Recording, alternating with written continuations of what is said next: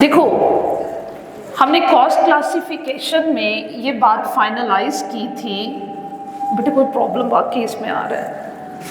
Production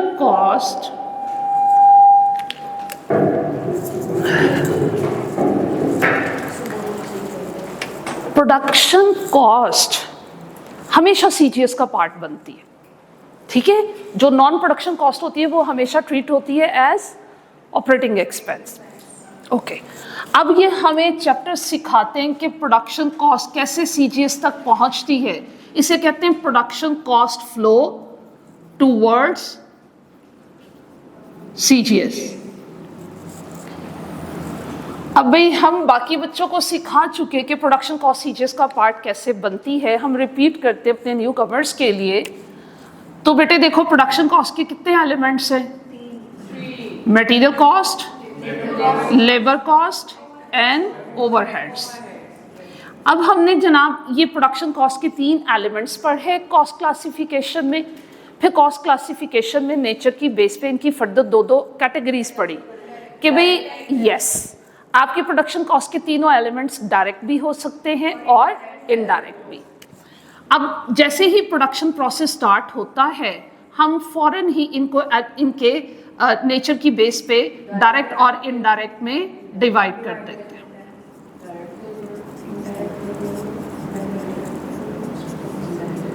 ठीक है, अब प्रोडक्शन प्रोसेस स्टार्ट हुआ, जैसे जैसे physically production process move on होगा वैसे वैसे हमारी बुक्स में कॉस्ट ने क्लासिफाई होना और एक अकाउंट से निकलना दूसरे अकाउंट में ट्रांसफर हो जाना। अब जब प्रोडक्शन प्रोसेस स्टार्ट होगा, वो किस पे स्टार्ट होगा? प्रोडक्शन प्रोसेस मटेरियल पे। जब मटेरियल पे हम काम करना शुरू करते हैं, इसका स्टेटस चेंज हो जाता है, ये मटेरियल नहीं रहता, क्या बन जाता है? W, work in process. तो हम फौरन अपनी बुक्स में WIP के नाम से अकाउंट ओपन कर लेते हैं, ठीक है। एक WIP के नाम से अकाउंट ओपन हो जाता है और एक FOH के नाम से अकाउंट ओपन हो जाता है। जो डायरेक्ट एक्सपेंसेस होते हैं इनमें 2 कैरेक्टरिस्टिक्स हैं, आइडेंटिफाइबल भी हैं और बोला नहीं जा रहा, आइडेंटिफाइबल भी हैं और मेजरेबल भी हैं। इसलिए without the help of any costing method ये डायरेक्टली यूनिट को चार्ज हो जाएंगे, ठीक है। अब ये डायरेक्टली यूनिट को चार्ज होंगे तो अपने रिस्पेक्टिव अकाउंट से निकलेंगे और WIP अकाउंट में मूव कर जाएंगे। और जो इनडायरेक्ट एक्सपेंसेस हैं वो बेचारे आइडेंटिफाइबल नहीं है, मेजरेबल नहीं है, इन्हें यूनिट को चार्ज करना पड़ता है with the help of different costing method. अब कॉस्टिंग मेथड की एप्लीकेशन से पहले हम क्या करते हैं? इनडायरेक्ट एक्सपेंसेस को कहाँ पे एक्यूमुलेट करते हैं? FOH में। और फिर जब इनडायरेक्ट एक्सपेंस FOH अकाउंट में एक्यूमुलेट हो जाता है, फिर हम इसे लेकर जाते हैं टूवर्ड्स WIP।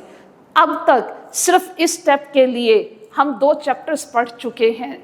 उन 2 चैप्टर्स में 2 डिफरेंट कॉस्टिंग मेथड डिस्कस कर चुके हैं। यस, एब्जॉर्प्शन कॉस्टिंग और ABC की हेल्प से इनडायरेक्ट कॉस्ट यूनिट को चार्ज होती है। फिर उसके बाद ये फ्लो चलता रहता है और फाइनली गुड्स कंप्लीट हो जाती हैं। यस, और जब गुड्स कंप्लीट होती हैं हमारी कॉस्ट एक नए अकाउंट में एंटर हो जाती है, that's name is finished goods. Finish goods में कॉस्ट तब तक रहती है जब तक गुड्स सेल नहीं हो जाती, और जब जैसे ही गुड्स सेल होती हैं हम इनको नए अकाउंट में ट्रांसफर करते हैं जिसका नाम क्या है? CGS account. और CGS अकाउंट में जो वैल्यू आई अल्टीमेटली उसने कहाँ जाना है? इनकम स्टेटमेंट में जाना। तो ये फ्लो है।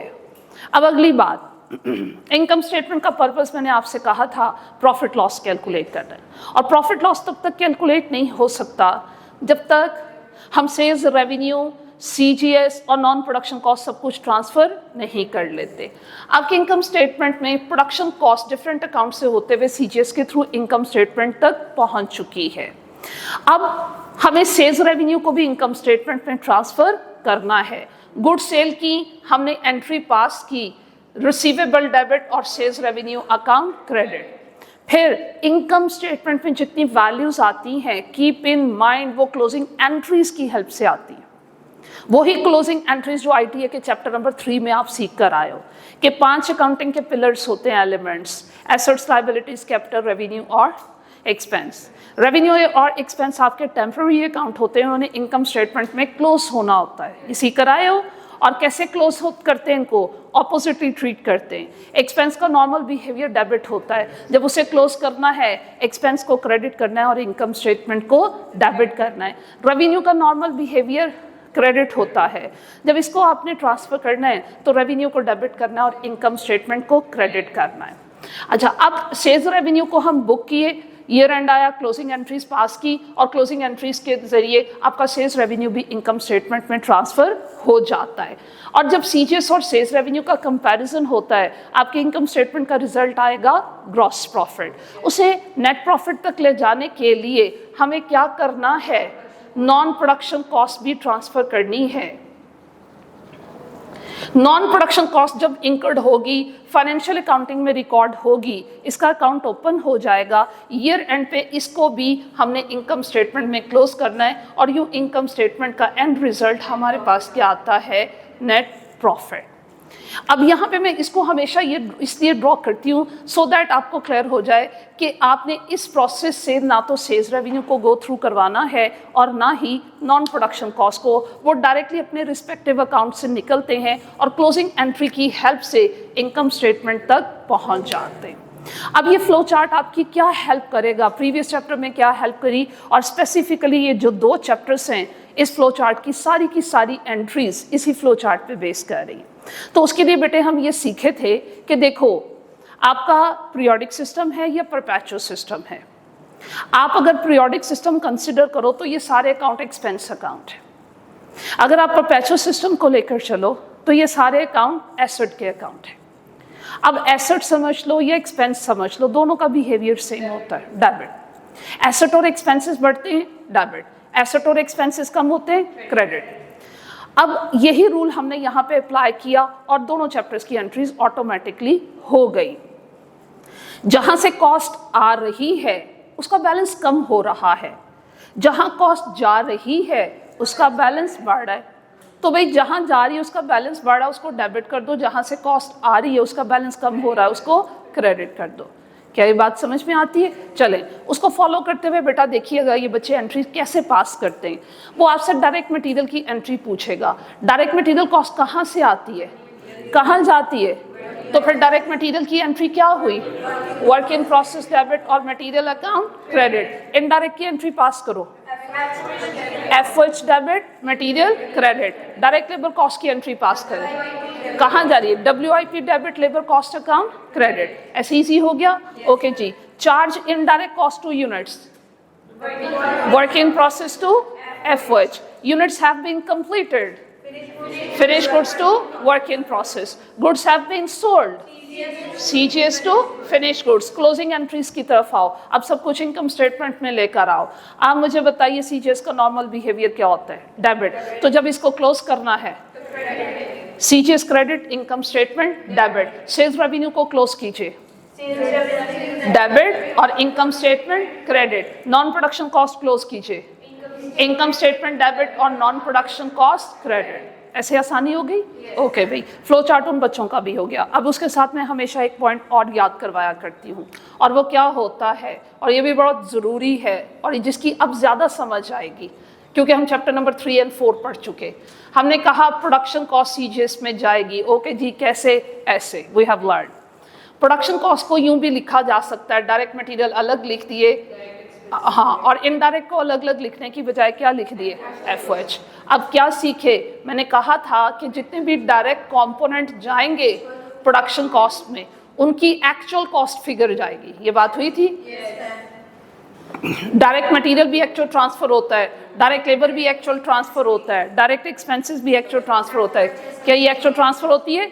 इम्पॉसिबल। स्टार्ट में जो आप कॉस्ट ट्रांसफर करते हो वो कौन सी होती है? एस्टिमेटेड। और उस एस्टिमेटेड कॉस्ट का नाम क्या है? Absorb cost. अब आप चैप्टर नंबर 3 में याद कीजिए एब्जॉर्ब कॉस्ट कैसे कैलकुलेट करना सीखी, OAR इनटू एक्चुअल एक्टिविटी। तो इसलिए कीप इन माइंड ये जो एफओएच कॉस्ट यहाँ से यहाँ जा रही है ये एक्चुअल नहीं है। ये कौन सी है? एब्जॉर्ब कॉस्ट कैसे कैलकुलेट करनी you have learn in chapter number 3 and 4। ये आप लर्न कर चुके, ठीक है। अब फर्दर चलें, एस्टिमेटेड कॉस्ट क्यों ट्रांसफर करते हैं? क्योंकि उस टाइम में at the time of acceptance of the contract उस टाइम में हमारे पास एक्चुअल इनडायरेक्ट कॉस्ट की इंफॉर्मेशन नहीं होती, हमें एस्टिमेटेड चार्ज करना पड़ती है। फिर आगे कुछ और भी सिखाया था कि बेटे अगर आपकी ये एस्टिमेटेड कॉस्ट सीजीएस तक जाएगी, सीजीएस भी एस्टिमेटेड होगा, प्रॉफिट भी एस्टिमेटेड एक्चुअल नहीं होगा, but we need the actual figure. So what we have to do at the end of the year, yes we have to adjust under over absorption in income statement, कहीं पे भी करा सकता है वो आपसे, ठीक है। मैंने रिकमेंड किया था कि बेटे सीजीएस में एडजस्टमेंट करना, डायरेक्टली प्रॉफिट पे इफेक्ट ना देना, लेकिन अगर एग्जामिनर कहे नहीं भाई सीजीएस में एडजस्ट नहीं करो प्रॉफिट में, फिर तो नंबर लेने उसकी बात माननी पड़ेगी फिर प्रॉफिट की तरफ, नॉर्मली वो ऐसी रेस्ट्रिक्शन नहीं लगाता। अंडर एब्जॉर्ब को क्या करेंगे और प्रॉफिट में माइनस, ओवर एब्जॉर्ब को आपका नेक्स्ट चैप्टर हो गया, प्रैक्टिस करेंगे लेकिन डेफिनेटली प्रैक्टिस करेंगे, पॉज लीजिए बेटा।